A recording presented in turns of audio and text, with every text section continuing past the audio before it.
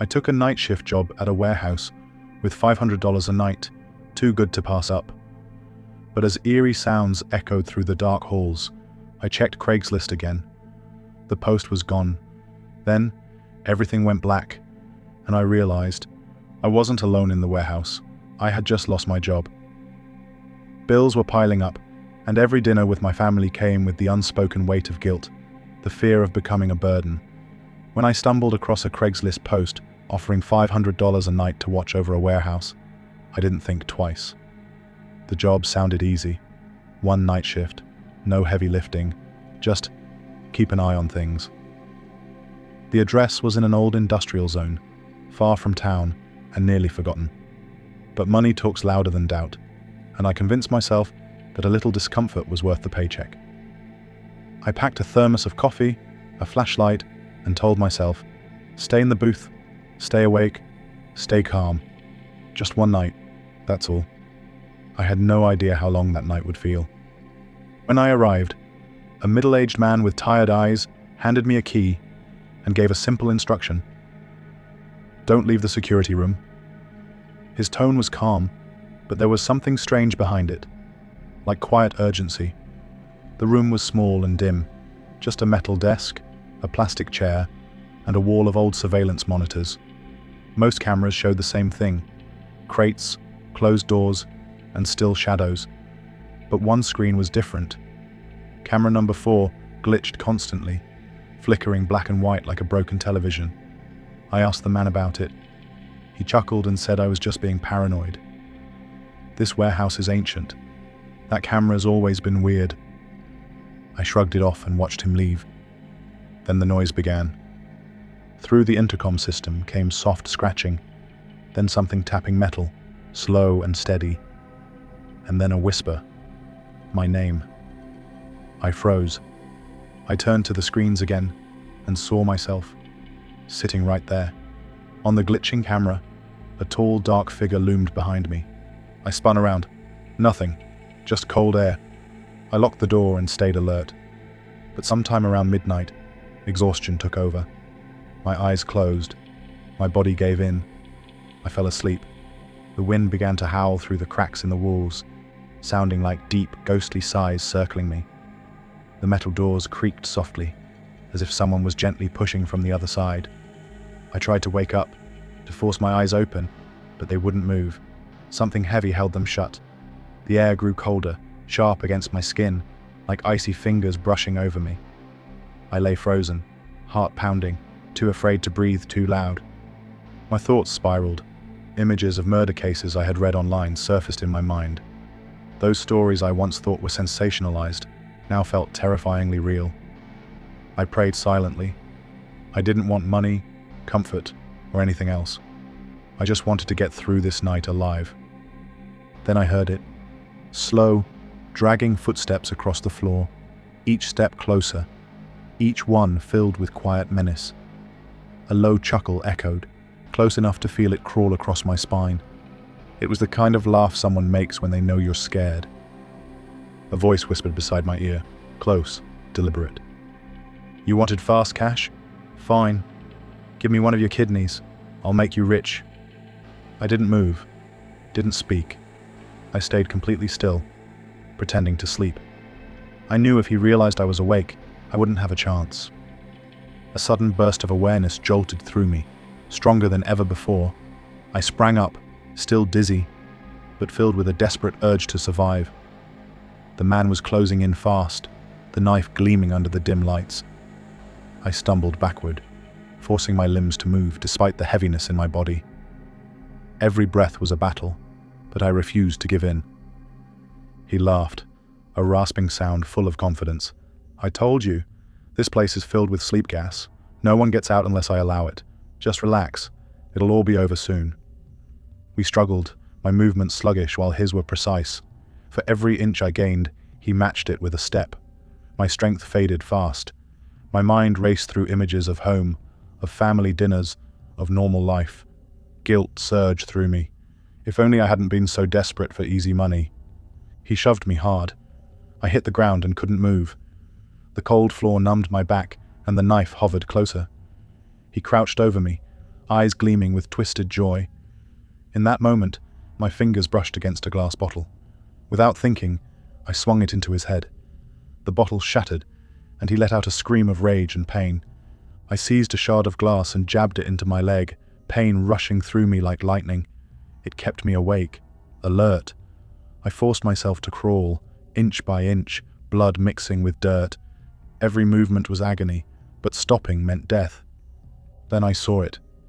A public payphone, standing crookedly near the edge of the warehouse fence. I dragged myself to it, slammed the receiver off the hook, and shouted into it. I gave the dispatcher the only location I could remember. My voice cracked. My body gave out. I collapsed in the dust, unsure if I had escaped or if it was already too late. When I finally woke up, I was sitting in the back of a police car. The cool air from the open window felt like the first real breath I had taken in hours. One of the officers told me that the man had not been seriously injured, and as long as I cooperated with the investigation, I wouldn't be facing any charges. I nodded, too exhausted to speak, but a wave of relief washed over me.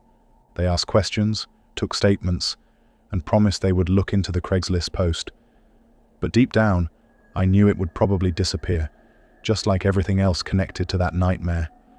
Back home, surrounded by familiar things, I still couldn't shake the feeling that something was watching me. Every creak of the floor made my skin crawl. I deleted the Craigslist app that night. Free money always comes with a price. And sometimes that price is your peace, your sanity, or even your life. I won't be looking for shortcuts again, especially not in the dark corners of the internet. Alex dozed off on the massage chair, but his sleep was far from peaceful. He woke up drenched in sweat, trying to reach for his phone to return the item on Craigslist. But the chair held him tighter with each vibration, his limbs paralyzed, as if it refused to let him go. After the breakup, Alex spiraled into a quiet crisis. The apartment felt hollow, every corner echoing with memories he was trying to forget. He drifted through his days in a haze of fatigue and low spirits, unable to focus, unable to care. One lonely evening, while scrolling mindlessly through Craigslist, a post caught his eye. Luxury massage chair, $0, just pick it up. It felt too good to be true, but in his fragile state, he didn't hesitate. The chair was just as described, sleek, modern, and surprisingly warm to the touch. As he settled into its soft embrace, a strange comfort washed over him, like something was holding him close. For the first time in weeks, he let himself relax. It was a gift, he thought, something kind from the universe. He had no idea it was only the beginning. The chair was everything the listing promised and more. Sleek, modern, with a high-end finish that made it look like it belonged in a luxury spa. The moment Alex sat down, he felt something strange. Not excitement, but a quiet unease. He could not explain why. Maybe it was the exhaustion talking. He told himself he was just overthinking, that he needed rest more than anything else. The chair wrapped around him like a warm cocoon, firm yet gentle, like the palm of a mother's hand. His eyelids grew heavy. Before long, he drifted into sleep. But the dream was not peaceful. He felt his limbs pinned down, unable to move, as if something was pressing him into the seat. A soft whisper echoed by his ear, pleading, "Don't leave me." He woke with a start. The room was dark. He tried to stand but couldn't. His entire body felt numb. He checked his phone and the TV, glancing around the room. Everything appeared normal. With a sigh, he leaned back, brushing off the incident. Maybe he just needed sleep. The chair cradled him again, pulling him deeper into a strange, quiet warmth. In the middle of a deep sleep, Alex began to dream again, but this time it felt different. He saw not images, but a presence, a vague, shadowy entity that pulsed with emotion and thought. It had a voice. It whispered with longing, with need. Alex felt his body being squeezed, like invisible hands were wrapping tighter and tighter around him. He jolted awake, gasping for air, heart pounding. Relief washed over him for a moment, until he tried to move. His arm refused to lift. Neither did his legs. The The chair was no longer just hugging him, it was restraining him. The soft scent that had once lulled him into comfort now revealed its true nature, a tranquilizing agent, dulling his nerves, slowing his responses. The mechanical massage nodes that once relaxed his muscles now locked him in place like shackles. He tilted his head down with great effort and saw the small screen embedded in the armrest. His name glowed on the display, followed by a chilling message. Current host, Alex. Assimilation progress, 28%. His breath caught. Then came the voice again, but now it echoed from inside his skull, not from the outside. No one understands loneliness like I do. You feel it too, don't you? Stay with me. Don't leave again. The chair began to vibrate violently, as if syncing with his heartbeat. His mind felt clouded, like something, or someone, was trying to merge with his thoughts. He struggled not just with the chair, but with a force deep inside that threatened to erase the lines between him and something else entirely. Alex thrashed with everything he had left. The chair tightened in response, but he refused to give in. Through blurred vision and waves of nausea, he spotted the power outlet across the room, hidden behind a heavy cabinet. That was his only chance. Gritting his teeth, he began rocking his body side to side, forcing the chair to tilt. The pressure tore at his skin, and it felt like peeling himself away from layers of fused machinery. With one final heave, the chair toppled partially to the side. The impact jolted him loose just enough to fall out and crawl. Every inch forward was a war between pain and desperation. His limbs felt like they belonged to someone else. The whispering voice grew louder in his skull, pleading, bargaining, begging him to stop. You were safe here. We could have been whole, it hissed. Alex ignored it. He dragged himself across the floor, nails scraping against the hardwood. Reaching the outlet, he stretched out a trembling arm and yanked the power cord with a primal scream. The chair released a bone-chilling screech that sounded eerily human, like someone choking on their final breath. The screen went black. The vibrations ceased. The room fell into an oppressive silence. Alex collapsed, gasping for breath. The thing inside him began to retreat. His mind felt his own again, piece by piece. The cold floor against his cheek was the most comforting sensation he had felt in days. He didn't know how long he lay there. But in that stillness, with the chair finally lifeless behind him, he realized he had survived something no one would ever believe. Alex posted a detailed warning on Craigslist and every second-hand group he could find. He described everything, from the unsettling dreams to the chair's eerie attempt to take control of him. For a moment, he thought he might stop someone else from falling into the same trap. But within hours, his post vanished without a trace. Later that evening, a new listing appeared under a different account. The chair was back. Its description read, "Luxury massage chair, incredibly soothing. Seeking a lonely soul, free to a good home." Alex stared at the screen in silence. He knew now there was no way to truly get rid of it. The chair would always find another host. He had survived, but the experience left a scar. From that day on, Alex never took anything free again, because he learned the hard way. Nothing is ever truly free. Something always wants something in return. Ellie froze in terror as her antique mirror suddenly flickered like a broken TV, distorting her reflection into static and shadows. Panicked, she called Craigslist to return it, but the system coldly replied that she had been warned. As the mirror pulsed again, Ellie screamed, realizing it was too late. Ellie was an office worker, with a passion for second-hand treasures. There was something comforting about giving old things a new home, something that made her small apartment feel more alive.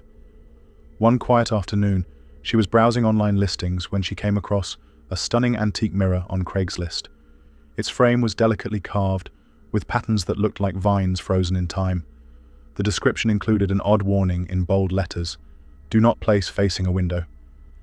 Ellie laughed it off. Probably just superstition, she thought. Without hesitation, she clicked to claim it and arranged for pickup the next day. By evening, the mirror was proudly displayed in the center of her bedroom, directly opposite the window where golden light streamed in every afternoon. She admired her reflection, unaware that this beautiful object would soon turn her cozy sanctuary into a place of fear and doubt. In the beginning, Ellie was enchanted by the mirror. It seemed to add elegance to her room, and she found herself glancing into it more often than she normally would. But soon, strange things began to happen. Each morning, she would notice a brief mismatch between her actions and the reflection. One day, she stood up from her chair, only to see her reflection still sitting. She blinked, and it instantly aligned again. She laughed it off, blaming fatigue from her demanding job. But the incidents grew stranger. One morning, while looking at herself, she saw the reflection wink at her, though she hadn't moved an inch. Another night, as she returned home in low light, she passed by the mirror and clearly remembered wearing a grey dress. Yet her reflection wore a white t-shirt. She stepped back to check again, and it was normal. She told herself it was just poor lighting or lack of sleep. Still, a quiet fear began to grow. Ellie started doubting her own mind, wondering if stress was finally catching up to her. Was she overworked? Or was something far more unsettling happening in that room with the mirror? That night, like every other, Ellie sat at her vanity to go through her usual skincare routine. The room was calm, quiet, just as she liked it. As she gazed into the mirror and dabbed cream onto her cheek, she noticed something strange. A flicker of light pulsed across the glass, shifting between a dull green and a soft yellow hue. She frowned, thinking it must be the reflection of the streetlights outside her window. Maybe a passing car, maybe faulty wiring. But the light grew brighter, then erratic. Her face in the mirror began to distort, warping and bending as if the glass were melting. Then, behind her reflection, she saw something impossible. A dark hallway stretched out, deep and endless, even though her bedroom wall was right there behind her. Ellie spun around in fear. Nothing. Her closet, her lamp, her clothes gently swaying. The lights above her started to flicker violently, buzzing. Outside, a sudden thunderstorm rolled in, rattling the windows. Panicking, she grabbed her phone and dialed the Craigslist number from the listing. A cold, robotic voice answered. "You were warned. You did not follow instructions. The fault is yours." Ellie's heart pounded. She stared back at the mirror. Her reflection stared too, unmoving, no longer matching her breathing. For a moment, it smiled. Ellie dropped the phone. Something inside the mirror was watching her now, and it was no longer pretending to be her. Ellie trembled as she reached out and touched the mirror's surface. It was ice cold, unnaturally so. Every time she looked into it, her reflection lagged, as if the image were struggling to keep up. Her breathing grew shallow. Desperate to confirm what she was seeing, she grabbed her phone and opened the camera app. But when she aimed it at the mirror, the screen turned to static. White noise, no image, no recording, nothing but fuzz. Her heart pounded. The room lights flickered again, casting erratic shadows on the walls. She could no longer afford to wait or rationalize. With shaking hands, she unclipped the mirror from the vanity and turned it face down on the floor. Avoiding its surface at all costs, she threw a thick towel over it, sealing the edges tightly with duct tape until not a sliver of glass was visible. Then, cautiously, she picked it up and carried it out into the hallway of her apartment building. She left it leaning against the wall, walked back into her room, and locked the door behind her. Curtains drawn, lights on. She went from room to room, collecting every remaining mirror, even the small one in her makeup pouch. All gone. When she was done, she sat on the edge of her bed, exhausted and still shaking. Her breathing was uneven, her thoughts racing. But for the first time in days, she had taken action. The fear was still there, sitting with her in the silence. But at least now, she had drawn a line between herself and whatever it was that had been watching from the other side. Ellie never reclaimed the mirror. By the next morning, it was gone from the hallway without a trace. No neighbors mentioned seeing it, and no one admitted to taking it. From that day forward, Ellie could no longer look at mirrors the same way. She avoided them as much as possible, and when she had to use one, she only allowed herself a brief glance, just long enough to check her face or fix her hair. No lingering, no staring. She had learned something unsettling, something she could never quite unlearn. Mirrors no longer felt like tools for reflection, but portals she did not understand. She no longer believed that the person in the mirror was always her, because sometimes it felt like something else was looking back, not a copy, not a reflection. Something with its own thoughts, its own eyes, watching, waiting, and maybe, just maybe, hoping she would look a little longer next time.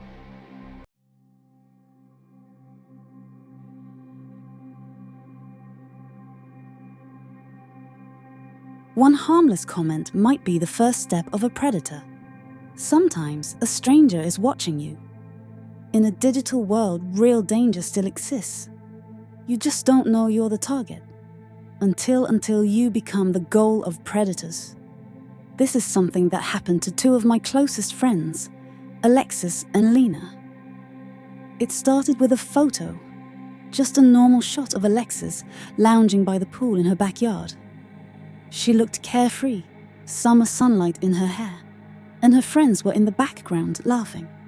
She posted it to Instagram without a second thought. A few minutes later, someone commented, "You're a very hot little girl." It came from an account that neither of them recognized. The username was a string of numbers, and the profile had a strange collection of photos: empty parking lots, cracked statues, a half-finished bottle of beer. The man in the profile picture looked to be in his 40s. Lena saw the comment and told Alexis to block the account immediately. Alexis did. They comforted each other about it afterward. It's probably okay, right? But later that night, a white car started appearing on their street. And by the third morning, there were handprints on the outside of Alexis's bedroom window. Smudged, too high for a child, like someone had pressed their face against the glass and watched everything inside. After blocking the account that left the disturbing comment, Lena and Alexis tried to move on. But the unease didn't fade. It grew. A white car began appearing near their houses, parked just a few houses down. It didn't belong to anyone they knew. Some days it left quickly. Other days it stayed for hours. The windows were tinted so dark they couldn't see inside. Then Alexis noticed something chilling. Faint smudges on her bedroom window, like oily fingerprints. It looked as if someone had pressed their face to the glass, peering inside. At first, she thought it was her imagination. But the next night, new marks appeared again. Lena started staying over more often. They locked the doors, pulled the curtains tight, and kept the lights low. Still, both girls felt it. The creeping sensation that someone was watching them. They didn't have proof, just instincts. And sometimes that's not enough for anyone to believe you. But they knew something, or someone, hadn't let them go. One evening, as they spotted the white car parked down the street again, Alexis grabbed her phone, ready to snap a photo for evidence. But when she opened the camera, the screen went black. Her phone was dead. That didn't make sense. She'd charged it just 2 hours earlier. "This is the third time this week," Alexis muttered, frustrated. "Why is my battery draining so fast?" Lena took the phone, turned it over, and instinctively removed the case. That's when she saw it. Something tiny wedged between the case and the back of the phone. A flat black chip, barely the size of a coin. It blinked once with a red light. It was a tracking device. They stared at each other in stunned silence before panic kicked in.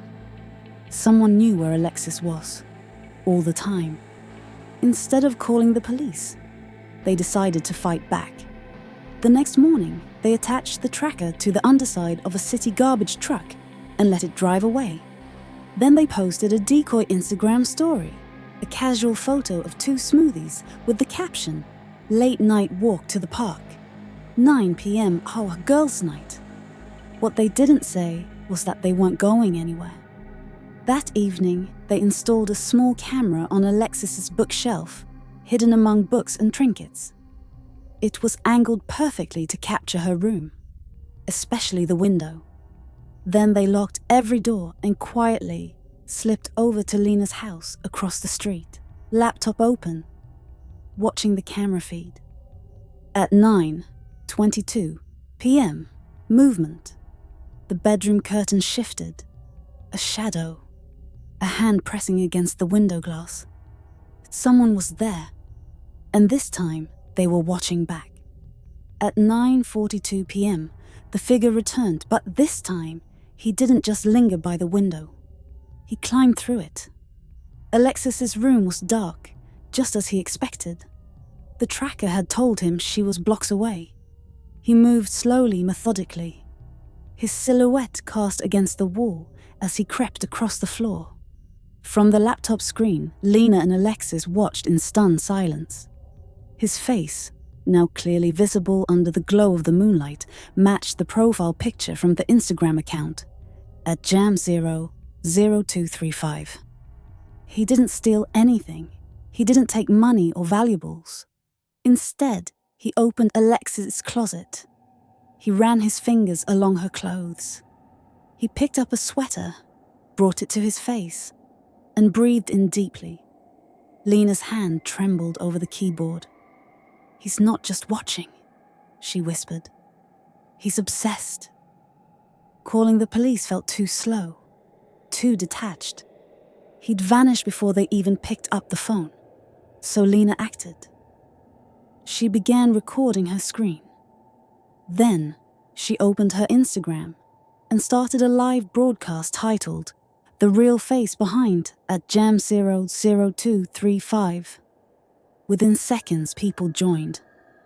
Lena showed the man moving through Alexis's room, zoomed in on his face, then cut to screenshots of his account, DMs and comments. Within 10 minutes, the stream had over 8,000 viewers. In the comments, people started recognizing him. "He followed my cousin last year. This guy was lurking outside my gym in Texas. He did this to me too." It turned out he had been reported before, in multiple states, but always managed to disappear, delete his profiles, and start over under new names. Not this time. By morning, his name and face were everywhere. By the next morning, the internet had done what authorities couldn't. His full name, workplace, and address were posted across platforms. He was fired within hours. Every account he followed, especially teenage girls, either blocked him or reported him. His online world crumbled as quickly as it had been built.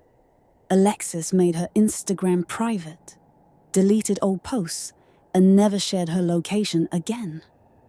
Lena uninstalled every app with tracking features, even ones she didn't remember allowing access. They learned something that night. Something no one warns you about loud enough. You may not know who's watching you, but they know exactly where you are, what you're wearing, and when you're alone. A door slightly ajar.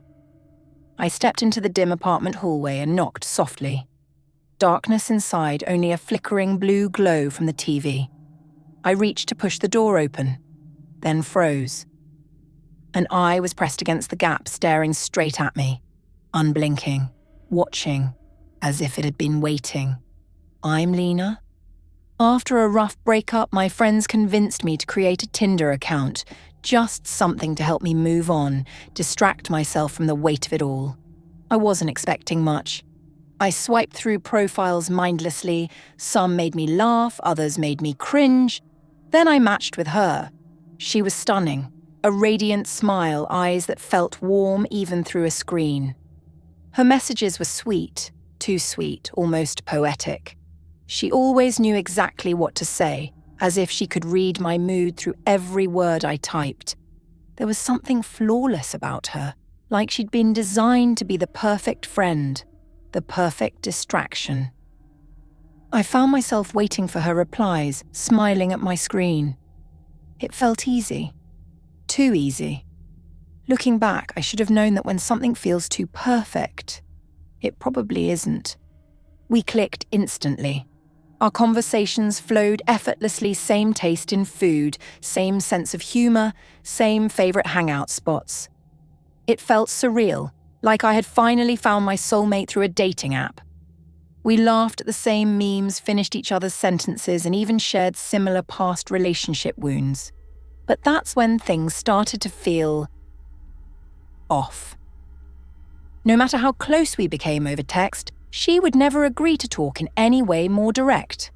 I suggested a video call. She politely declined. I asked if we could meet in person. She always had a reason not to.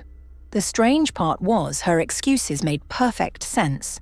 A family emergency, a deadline, a migraine. Always just enough to seem legitimate, never suspicious on the surface. I tried not to overthink it, reminding myself that people have boundaries. But still it gnawed at me. How could someone feel so real, yet stay so distant? One day I couldn't take the ambiguity anymore. I needed clarity. I brought it up with her, this constant vagueness, the distance, the excuses. To my surprise, she didn't get defensive. She was calm, even understanding. She told me I was right, that I deserved more, and she invited me to her place so we could finally meet properly. It felt like progress, a breakthrough. But when I arrived at the address she gave me, a deep unease settled in my chest. The building was old, decaying, covered in moss, its walls cracked and faded. Cobwebs draped from the ceiling corners like heavy curtains. I flinched when bats fluttered out from the upper windows, and I nearly screamed when a rat darted past my feet through a puddle of murky water. The air was thick, damp, and smelled like mold and rot. Then I read her final message again. Take the old elevator to the 5th floor. Walk down the dark hallway. You'll pass several wooden doors, some are stained, some are cracked. Mine is the beautiful one at the end. You'll know it when you see it. The words were poetic, but unsettling. I hesitated. Every instinct screamed at me to leave. But I had come this far. My heart pounded as I stepped into the creaking elevator, watched the flickering numbers climb. When the doors opened, I stepped into the hallway. Each door I passed was more eerie than the last. Faded paint dripped like bloodstains, hinges groaned even without movement. At the very end, there it was a door unlike the others. Clean, painted pale blue. A small wreath of dried flowers hung on its knob. Swallowing my fear, I raised my hand and slowly opened the door. I froze in terror the moment I stepped into the room. Photos of me were plastered all over the walls, shots from different angles, different days. Some were casual moments in my own home, clearly taken without my knowledge. What made my stomach churn was the blood smeared across some of them, like someone had run their fingers through red paint. A projector lit up the wall, playing footage of me, brushing my hair, cooking, sleeping, laughing at something on my phone. All scenes from my real life, all recorded without my consent. I couldn't believe what I was seeing until the screen switched. Now it showed me, standing right there, in that room. Panicked, I glanced around, trying to find the camera filming me. My breathing turned shallow. The metallic scent of blood filled my nose. I fumbled for my phone and tried calling the sweet, perfect girl I'd met on Tinder. No answer. Suddenly, a voice hissed in my ear, so close it made my skin crawl. Do you like this feeling? I hope you're enjoying the adventure.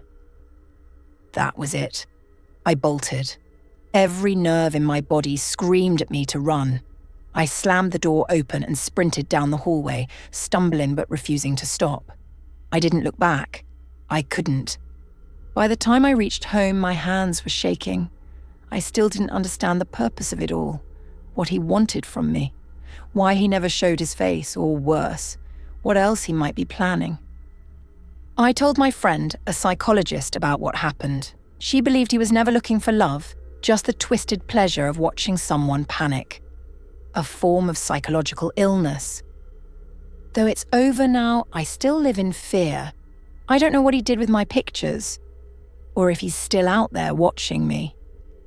I'm scared someone else might try the same thing. My trust in people and in the internet is shattered. In the digital world, some people don't want to know you. They want to trap you. And all it takes is one open door, one conversation, one swipe. That's how they get in. Since then, I've kept my guard up. Because some predators don't hide in dark alleys. They hide behind perfect profiles. I was live on TikTok that night, just doing my usual chill stream, eating noodles, talking about school, vibing with my followers. Everything felt normal until a new user popped up in the chat, at low angle 198. His comments stopped me cold. Nice LED lights, but the photo behind you is prettier. I glanced at the wall. He meant the picture of me and my mum, barely visible in the background. Then he typed, "You look better when you're about to cry." I stared at the screen, heart thumping. That photo wasn't even in frame. How the hell did he know it was there? I tried to shake it off. Creeps show up on live streams all the time, right? I blocked the account and kept going, trying to act like everything was normal. But something felt off. My heart wouldn't slow down, and I kept glancing over my shoulder, even though I was alone in my bedroom. About 15 minutes later, I paused the stream to use the bathroom. I remember clearly pressing the pause button and placing my phone face down on my desk. When I came back, the screen was still on, and to my confusion, the live was still running. But what I saw on the screen wasn't me. It wasn't even my usual camera angle. The live stream was showing a view from the corner of my room, behind the curtain. A direct shot of me at my desk, from a place I knew my phone wasn't placed. My blood ran cold. The caption under the video read, "View from Jules' #1 fan." At first, I thought maybe someone was pranking me. Maybe it was an old video playing somehow. But the chat was live. People were watching, commenting, laughing. And I realized someone else was live streaming me from inside my own room. Panic surged through me. I jumped up, grabbed my phone, and ended the stream, at least the one I had control over. I tore open the curtain. Nothing, but something still felt wrong. I scanned the room again, slower this time until my eyes landed on a tiny black object wedged between the curtain rod and the wall. It was a GoPro camera, taped in place, pointed directly at my desk. My hands were shaking as I pulled it down. The tiny red light on top blinked twice, then went dark. Whoever was controlling it had just shut it off. I called the police. When they arrived, they searched the room, the house. No signs of a forced entry. No fingerprints. Nothing. They took the camera as evidence, but honestly, I don't think they believed me. They suggested I be careful on the internet, changed my passwords, and left. That night, I didn't sleep. I unplugged everything in my room, even covered the windows. But just past 3 a.m., my phone buzzed. An airdrop request from unknown user. It was a video. Shaking, I accepted it. The footage was of me, sleeping. The angle was from underneath my bed. I dropped the phone. It hit the carpet with a soft thud, but the video kept playing. I crouched down to pick it up, and that's when I heard the audio. My own breathing, soft and rhythmic. The camera had been recording while I slept, maybe just hours ago. The angle was unmistakable. Low, close to the floor, hidden. You could see my blanket rise and fall with every breath. It lingered, unmoving, like someone, or something, was just lying there, watching. At the very end of the clip, a line of white text appeared, slowly typing across the black screen. "Next time, I'll live stream your dreams." I nearly threw up. I bolted out of my room and spent the rest of the night downstairs with every light on. My parents were out of town visiting my aunt, and I was supposed to be enjoying a relaxing weekend alone. Instead, I felt like prey, and I had no idea who the hunter was. I deleted every social media app I had: TikTok, Instagram, even BeReal. I reset all my passwords, enabled two-factor authentication, covered every camera in my house, and made an appointment to move in with my cousin across town. But no matter what I did, I couldn't shake the feeling that I was still being watched. Not through a screen anymore. In person. There's a difference. The air feels heavier. Every creak in the floorboard sounds intentional. Every shadow feels rehearsed. The scariest part wasn't that someone had live-streamed me without my consent. It was the realization that they had been inside my house multiple times, and I hadn't even known. And now they weren't trying to scare me anymore. They were trying to be part of my life. I moved in with my cousin the next day. New house, new bedroom, new locks. We even installed a security system with motion sensors and external cameras. For the first time in weeks, I felt like I could breathe. But it didn't last. 3 nights after moving in, my cousin woke me up, pale as a ghost, holding his phone. "There's a video of you online," he whispered. "It's from last night." We sat in his room, staring at the screen. It was a new TikTok account. No profile picture, no bio, no followers. Just one video, uploaded 5 minutes ago. The footage showed me sleeping in my new bed. Same breathing, same blanket. Except this time, the camera wasn't under the bed. It was mounted above, somewhere on the ceiling, looking straight down. The video was titled, "Episode 2, Jules Moves In." I felt my stomach twist into a knot. That meant there was an episode 1. The original stream, the one from inside my room. This wasn't random. It was structured, planned. I wasn't just being watched anymore. I was being documented. I called the police again. They came, searched the room, found nothing. No cameras, no signs of forced entry, no evidence of trespass. But the video was real. Thousands of views and climbing. Someone had access to me that the locks and alarms couldn't stop. That night, I didn't sleep. I sat upright in bed, flashlight in one hand, my cousin's baseball bat in the other. The lights flickered twice around 2:47 a.m. And just for a second, I swear, I heard the soft click of a camera shutter. Right above me. I never caught them. The account vanished the next day, deleted or renamed. The videos were gone. The police had nothing. I changed homes, changed devices, even changed my name online. But the fear, that stays. Now I don't stream anymore. I don't post. I don't even take selfies near windows. Because somewhere out there, someone made me the star of a show I never agreed to join. So if you're reading this, thinking it can't happen to you, just remember, you don't need millions of followers to attract darkness. You just need one person, one camera, one obsession.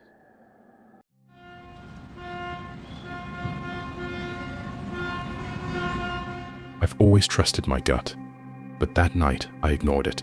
I was exhausted, ready to head home, but when a priority order popped up with a double tip, I said yes, just one last delivery. It was 1:30 in the morning, and the address was in a quiet part of town I'd driven through before. Seemed fine. Easy money, I thought. But the moment I turned onto Greenwood Lane, something felt wrong. The street was pitch black, no lights, no movement. Just me, my car, and an old house at the end, waiting. And I swear, it was waiting for me. The neighborhood got darker the farther I drove. Greenwood Lane was buried in trees, with no street lamps, no visible houses, just dirt, cracked pavement, and shadows. I had to double-check the GPS to make sure I was in the right place. Eventually, my headlights caught a mailbox with the number 34, barely visible in peeling white paint. The house behind it looked like it hadn't been lived in for years. The lawn was overgrown, the siding faded and warped, the windows dark, not a single light on. I hesitated, letting the engine idle. Maybe it was a prank. I messaged the customer through the Uber Eats app. "I'm here. Could you please come to the door?" The reply came almost immediately. "Just leave it at the front door." I sighed, grabbed the bag of food, and stepped out. The air was cold and still. No crickets, no wind, just a heavy silence. I climbed the creaking wooden steps and placed the food on the porch. I was turning back toward my car when my phone buzzed again. "Can you bring it into the kitchen? I'm busy." Underneath that, the doors unlocked.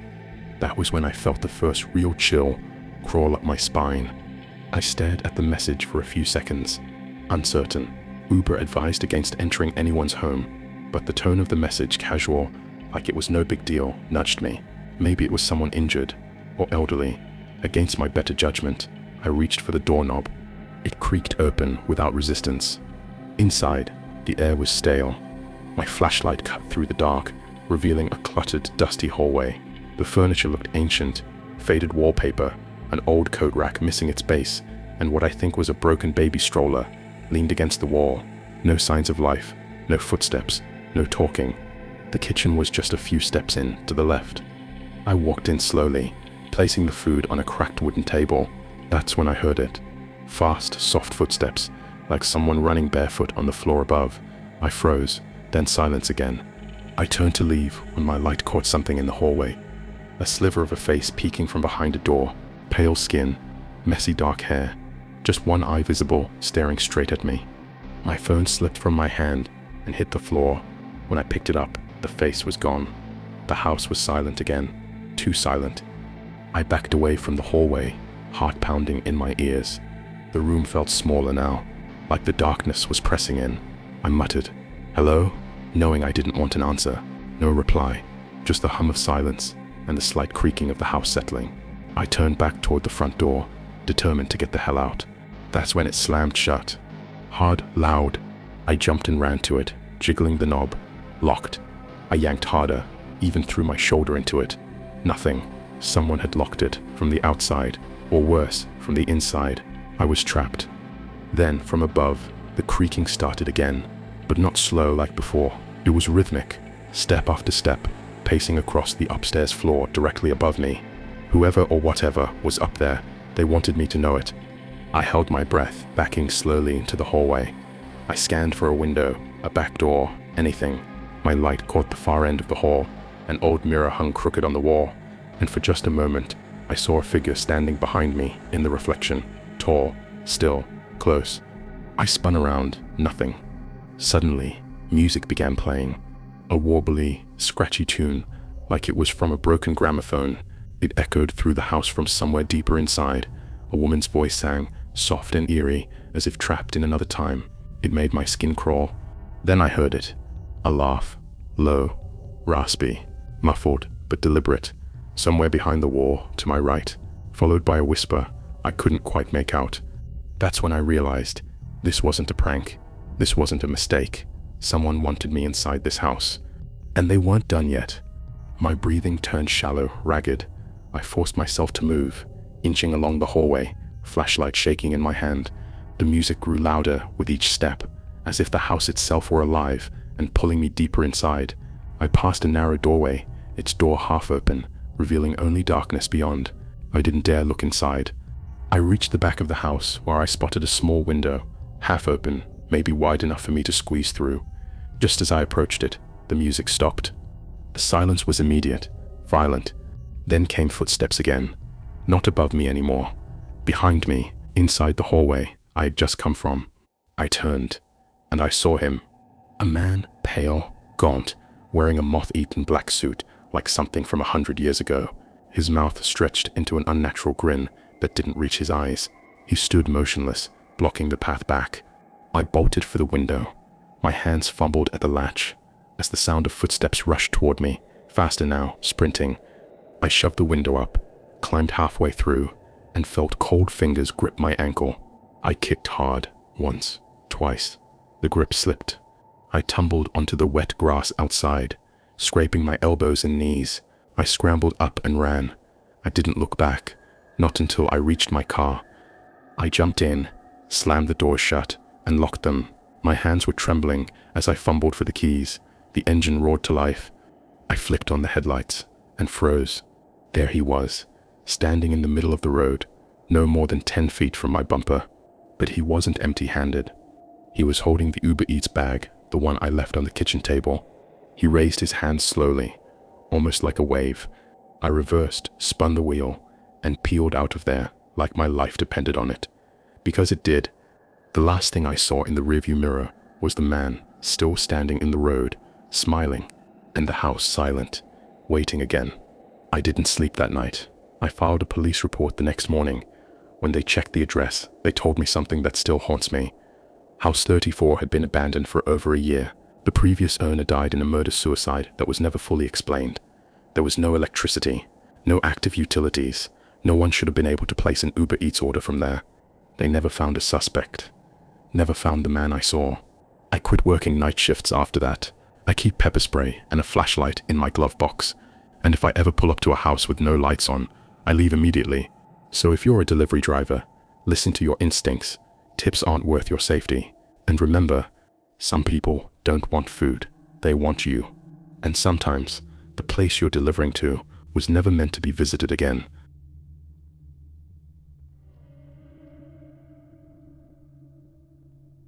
The customer left a note. I used to think food delivery was a safe job. Drop off, smile, leave. No real danger. But one rainy Friday night, I got an order that changed that forever. The customer's instructions were weird. Don't call, knock, hand it to me directly. Simple enough. It was late, I was tired, and the apartment wasn't far, just a rundown building I delivered to before. But when I reached apartment 4B, something felt off. The hallway lights flickered, the door had no nameplate, and when I knocked, it opened slowly on its own, like it had been waiting for me. It was just past 10 p.m. when the order came through. Chinese food, drop-off at Green Willow Apartments. 3 floors, no elevator. One of those older buildings tucked away behind the main road. I'd been there a few times before. Always gave me a weird feeling, but nothing too serious.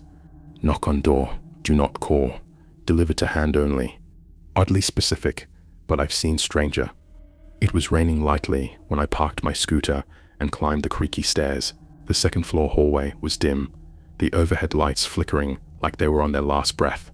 I'd passed 4A, light leaking from beneath the door, faint sound of TV playing. Then came 4B. No light, no sound, no welcome mat. Just a door with peeling paint and no unit number. No answer. No answer. I knocked. I should have turned and walked away. A damp, moldy smell seeped out, thick, heavy, and in the sliver of darkness inside, I saw something move. A hand, pale, shaking, reached out just far enough to motion me in. I knocked again, and slowly, very slowly, the door creaked open on its own. The door closed behind me with a loud, echoing thud. I spun around, startled, but no one was there. I reached for the doorknob instinctively, ready to back out, but there was no handle on the inside, just a flat wooden surface. No lock, no latch, nothing. Instead, I stepped inside. My phone flashlight barely pierced the dark. The apartment felt cold, unnaturally cold. The wallpaper was peeling, the floorboards soft underfoot. It looked like no one had lived here in decades. I could hear a faint dripping sound from somewhere deeper inside. Then came a voice. You can leave it on the table, in the kitchen. It was soft, almost a whisper, spoken by someone just out of sight. I turned toward the source, sweeping my light across the room. That's when I saw him. I swallowed hard. Okay, I muttered, stepping slowly into what I assumed was the kitchen. A cracked wooden table stood in the corner, half covered in a stained tablecloth. I placed the food down carefully, backing away. A man, or the shape of one, sitting on the floor facing the wall, arms wrapped around his knees. He didn't move, didn't speak again. Tiny, rapid, like a child running. That's when I heard something above me. Footsteps. But there were no other floors in this building. I was on the top level. I used to think food delivery was a safe job. Drop off, smile, leave. No real danger. But one rainy Friday night, I got an order that changed that forever. The customer's instructions were weird. Don't call, knock, hand it to me directly. Simple enough. It was late, I was tired, and the apartment wasn't far, just a rundown building I delivered to before. But when I reached apartment 4B, something felt off. The hallway lights flickered, the door had no nameplate, and when I knocked, it opened slowly on its own, like it had been waiting for me. It was just past 10 p.m. when the order came through. Chinese food, drop-off at Green Willow Apartments, 3 floors, no elevator, one of those older buildings tucked away behind the main road. I'd been there a few times before, always gave me a weird feeling, but nothing too serious. The customer left a note. Knock on door, do not call, deliver to hand only. Oddly specific, but I've seen stranger. It was raining lightly when I parked my scooter and climbed the creaky stairs. The second floor hallway was dim, the overhead lights flickering like they were on their last breath. I passed 4A, light leaking from beneath the door, faint sound of TV playing. Then came 4B. No light, no sound, no welcome mat, just a door with peeling paint and no unit number. I knocked. No answer. No answer. I knocked again, and slowly, very slowly, the door creaked open on its own. A damp, moldy smell seeped out, thick, heavy, and in the sliver of darkness inside, I saw something move, a hand pale, shaking, reached out just far enough to motion me in. I should have turned and walked away. Instead, I stepped inside. The door closed behind me with a loud, echoing thud. I spun around, startled, but no one was there. I reached for the doorknob instinctively, ready to back out, but there was no handle on the inside, just a flat wooden surface. No lock, no latch, nothing. My phone flashlight barely pierced the dark. The apartment felt cold, unnaturally cold. The wallpaper was peeling, the floorboards soft underfoot. It looked like no one had lived here in decades. I could hear a faint dripping sound from somewhere deeper inside. Then came a voice. You can leave it on the table, in the kitchen. It was soft, almost a whisper, spoken by someone just out of sight. I turned toward the source, sweeping my light across the room. That's when I saw him. A man, or the shape of one, sitting on the floor facing the wall, arms wrapped around his knees. He didn't move, didn't speak again. I swallowed hard. Okay, I muttered, stepping slowly into what I assumed was the kitchen. A cracked wooden table stood in the corner, half covered in a stained tablecloth. I placed the food down carefully, backing away. That's when I heard something above me. Footsteps. Tiny, rapid, like a child running. But there were no other floors in this building. I was on the top level. I froze, staring at the ceiling. The footsteps, light and quick, scurried from one end of the apartment to the other. But this was the top floor. No one should be above me. The running stopped, replaced by soft, rapid tapping sounds, like fingernails on wood. I backed out of the kitchen, phone light trembling in my hand. I glanced toward the man, still sitting in the living room corner. He hadn't moved, not even a twitch. His back remained hunched, head bowed like he was praying or hiding. Then came a new sound, giggling. High-pitched, childlike, but distorted, broken, like a tape recorder playing too slow. I turned the light toward the hallway leading deeper into the apartment. Just beyond the threshold, something darted past, low to the ground, crawling on all fours, limbs bending at wrong angles. I only caught a flash, long black hair, skin too pale, too stretched. I stumbled back into the wall, chest heaving. Who else is here? I called out, barely able to keep my voice steady. No answer. From the far end of the hallway, the giggling returned. Closer now, louder, louder. Then I heard the whisper, right next to my ear. You're staying, right? I screamed and spun around. Nothing. I ran to the door, heart pounding, fingers clawing at the flat surface where a handle should have been. Still nothing. I slammed my fists against the wood. Let me out. Then I heard the dragging, something heavy, sliding across the floor behind me. I turned. The man in the corner was gone. In his place was a small figure standing upright at the edge of the light, head tilted, eyes gleaming, and in its hand, it held the food bag. It smiled, not with its mouth, but with its entire face stretching inhumanly wide. I was no longer alone in apartment 4B. I stumbled backward, nearly tripping over the uneven floorboards. The thing holding the food bag took a step forward, its feet bare, skin gray, and cracked like old porcelain. I aimed my flashlight directly at it, but the beam flickered like the battery was dying. Or maybe something was draining it. The figure tilted its head farther, impossibly far like its neck was rubber.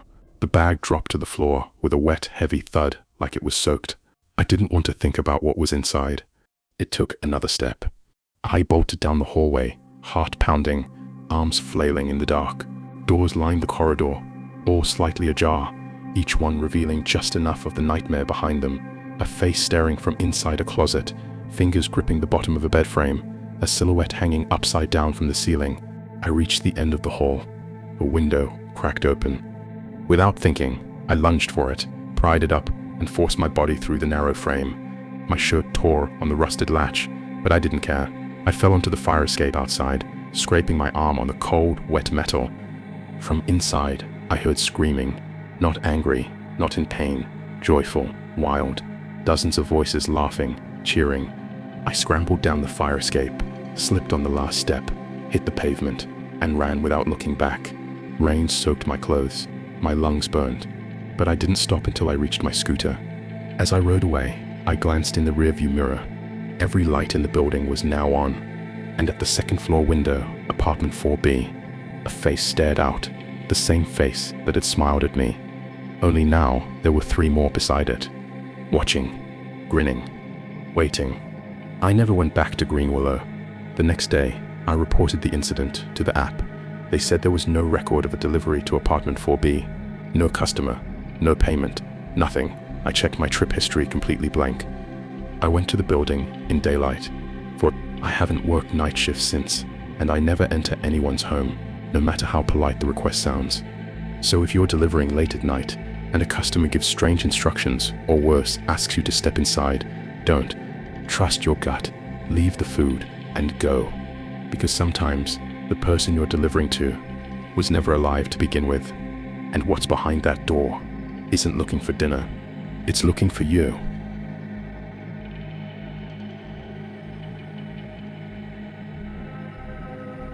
I never used to question late-night deliveries. They were quiet, paid well, and usually meant no traffic.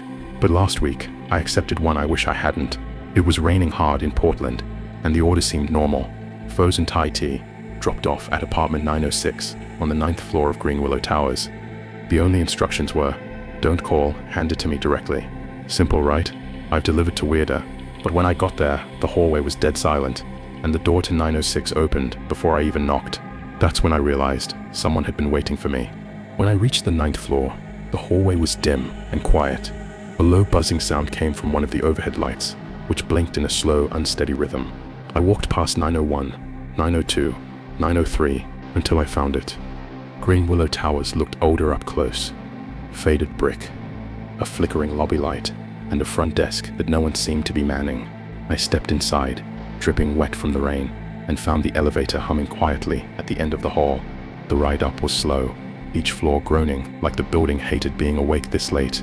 No doormat, no sound inside.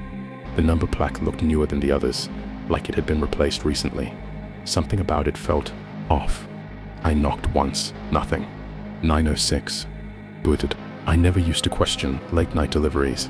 They were quiet, paid well, and usually meant no traffic. But last week, I accepted one I wish I hadn't. It was raining hard in Portland, and the order seemed normal. Frozen Thai tea, dropped off at apartment 906 on the 9th floor of Green Willow Towers. The only instructions were, don't call, hand it to me directly. Simple, right? I've delivered to weirder. But when I got there, the hallway was dead silent, and the door to 906 opened before I even knocked. That's when I realized someone had been waiting for me. Green Willow Towers looked older up close. Faded brick, a flickering lobby light, and a front desk that no one seemed to be manning. I stepped inside, dripping wet from the rain, and found the elevator humming quietly at the end of the hall. The ride up was slow, each floor groaning like the building hated being awake this late. When I reached the 9th floor, the hallway was dim and quiet. A low buzzing sound came from one of the overhead lights, which blinked in a slow, unsteady rhythm. I walked past 901, 902, 903, until I found it. 906. Booted. No doormat, no sound inside. The number plaque looked newer than the others, like it had been replaced recently.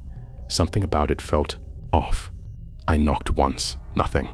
Knocked again, still no answer. I was reaching for my phone to message the customer when I heard the soft click of a deadbolt unlocking. The door creaked open about 6 inches.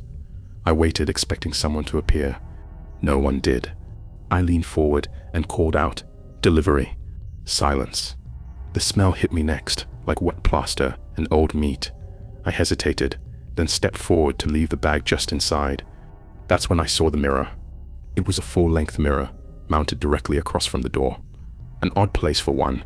The apartment was nearly pitch black inside, but the mirror caught just enough light from the hallway to reflect me standing in the doorway. And someone else. Behind me. My breath caught. I spun around, heart hammering in my chest, but the hallway was empty, just flickering lights and silence. Slowly, I turned back to the mirror. The figure was still there. A woman, standing barely a foot behind me in the reflection. Drenched hair hung in front of her face. She wore a long white nightgown, stained dark around the hem, and her hand, pale and bony, was holding the exact drink I still had in mine. I didn't move. I didn't blink. I was frozen, stuck between what I saw and what I knew couldn't be real. Then, the light above me flickered violently. The mirror began to fog over from the inside, as if someone were breathing onto the glass. And then, I heard it. A voice. So close, it felt like it came from inside my head. I've waited so long. That was the moment I ran. I didn't care where. I just had to get out. I bolted down the hallway, not daring to look behind me. I slammed the elevator button over and over, whispering, "Come on," like that would make it move faster. When the doors finally creaked open, I stepped inside and hit the lobby button a dozen times. The elevator started its descent, but then stopped on the 6th floor. I held my breath. The doors opened slowly. No one was there, but I felt a cold air rushed in, like something invisible had entered. The doors shut, and the elevator continued. I stood in the corner, gripping the handrail, eyes locked on the flickering ceiling light. When I finally reached the ground floor, I ran through the lobby and out into the rain. I didn't stop until I reached my scooter. I sat there, soaked and shaking, trying to process what had just happened. The next day, I went back during daylight. I needed to understand. The front desk was actually staffed this time. I asked about apartment 906. The receptionist gave me a confused look. "There is no 906, she said. "Each floor ends at 905. I insisted. I even showed her a screenshot of the delivery address. Clear as day, Unit 906. She looked pale, her lips tightening. "Sir, that unit doesn't exist." Back home, I checked the delivery app. I wanted to report what had happened, but when I opened my history, there was no order listed for that night. No pho, no Thai tea, no apartment 906. Just a blank spot where the trip should have been. Maybe I imagined it. Maybe it was some kind of glitch. I wanted to believe that until the following night, when a new order popped up on my screen. Same food, same instructions, same address. Apartment 906, Green Willow Towers, 9th floor. Only this time, it said deliver again. I stared at the screen, heart thudding in my chest. The new order sat there, blinking like it was waiting for me. Same food, same instructions. But now there was one more word added at the bottom. Deliver again. I didn't accept it. I closed the app, but a few minutes later, it reopened itself. Same order. No matter how many times I swiped it away, it reappeared. I uninstalled the app completely. That night, I didn't sleep. Around 2 a.m., I heard a knock. Not on my door, on my bedroom window. I live on the 2nd floor, no balcony. Why, I froze. Another knock. Then 3 slow, deliberate ones. I crept over and peeled back the curtain. Nothing. Just empty air and the rustle of wind through the trees. But when I turned back to my phone lying on the nightstand, it was lit up again. The app had reinstalled itself, and this time, there was a notification. "Your order is late. She's waiting." I screamed and threw the phone across the room. The screen cracked, but the glow didn't stop. Suddenly, my apartment lights flickered, then went out, pitch black. In the dark, I heard a sloshing sound like something wet being dragged across the floor, then the faint rattle of ceramic. I turned on my flashlight. There, sitting on my kitchen table, was a steaming bowl of pho, and next to it, a Thai iced tea. The straw was bent, like someone had just taken a sip. Then, from behind me, a whisper. "Deliver it properly this time." I turned, flashlight trembling, but no one was there, just the mirror by my front door. And in it, The woman from 906, now standing inside my apartment, closer than ever before, smiling and holding out her hand, waiting. I moved out of that apartment the next day. I changed my number, got a new phone, never reinstalled the app, but some nights, usually after 2 a.m., I still hear knocking, always 3 times, always slow, and sometimes, when I check my reflection, she's standing behind me. I never delivered that order, and I don't think I was ever meant to. Whatever that place was, whatever she was, it found me, because I stepped into her space, because I accepted an invitation that wasn't meant for the living. So here's my advice. If you ever get an order with strange instructions, don't follow them. If a door opens before you knock, don't go inside. And if a customer asks for apartment 906 on a floor that ends at 905, cancel immediately.